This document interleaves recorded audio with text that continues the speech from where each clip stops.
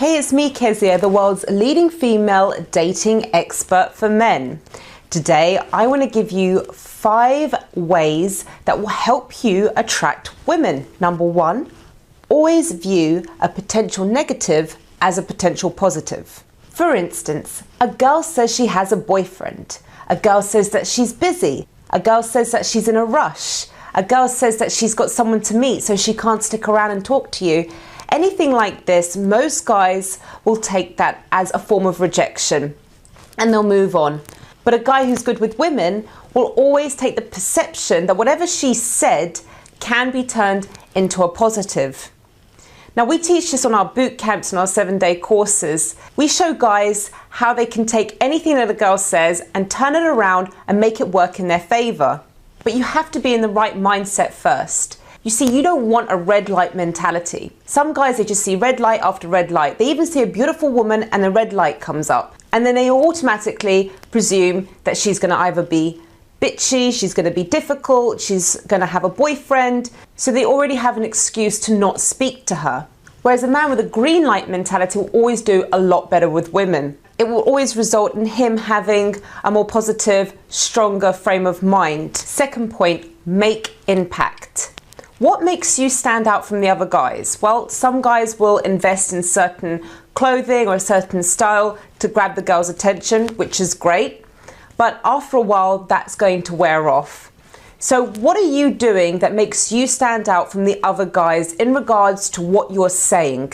The best way to make a strong impact is actually to use pattern breaking. You see, she's heard every line. She's also heard every response to her responses. She's seen every reaction to what she says. So either your opening line has to stand out, or your response to her reaction, your reaction to her response has to make an impact. I want you to imagine that when you're talking to a girl, that's your commercial.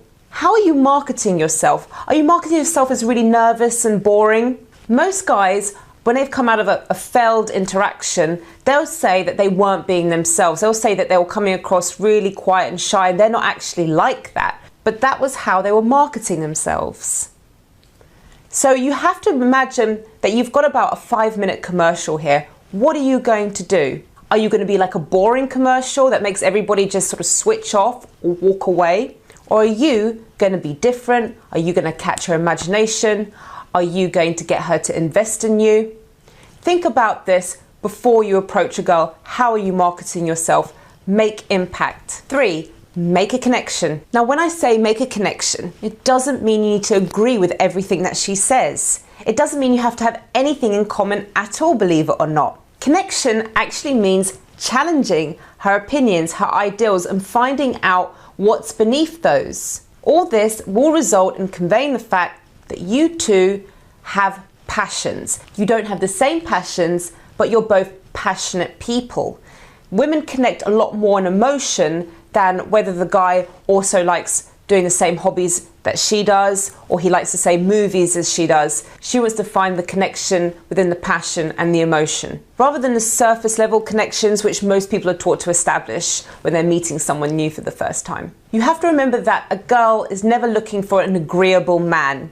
She might tell you that, but in reality, she's not looking for a head nodder.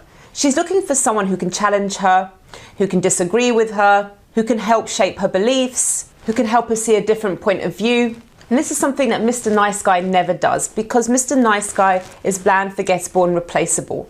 Mr. Nice Guy fails to make impact, which goes back to point 2. Again, connecting with a woman will fulfill point 2, as it will be breaking patterns and it will create impact. 4, always demonstrate high value. Women are usually looking for men who are in a higher position than them mentally and emotionally. This is not just about looking for men who have a better job, who have more money than us, who are higher up in the social circle. We're looking for strength in character and a man with a clear sense of direction, knowing what he wants out of life. This, for us, demonstrates high value.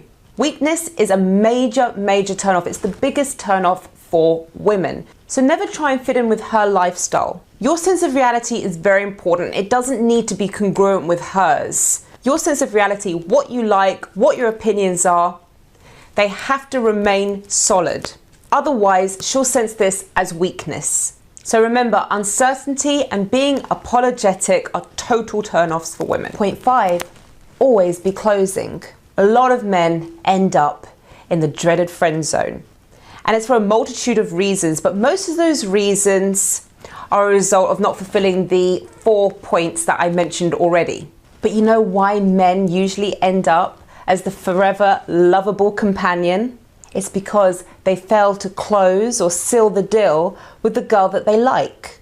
Men get sidetracked, they lose their nerve, they miss the opportunities, and they simply don't know what to do. The ability to escalate from having a perfectly nice platonic conversation to something a lot more sexual is a skill in itself. And it's something that myself and my team teach on our 7-day courses and our boot camps. And there's no excuses now, because we're not just holding the boot camps in London, but we're also holding them in the Far East and America and the rest of Europe. See, a lot of dating coaches won't tell you that there's 2 major transition points in an interaction. From the opener to getting into a conversation with a girl, getting her full attention. That's one transition point. And the second one is taking it from, or bridging it, from having a platonic conversation to actually seducing her. This is where men usually fail in, either the first one or the second one. So that's the 5th point. Always be closing. Don't get sidetracked. Don't lose your nerve. Don't lose the opportunity. Now, if you want to learn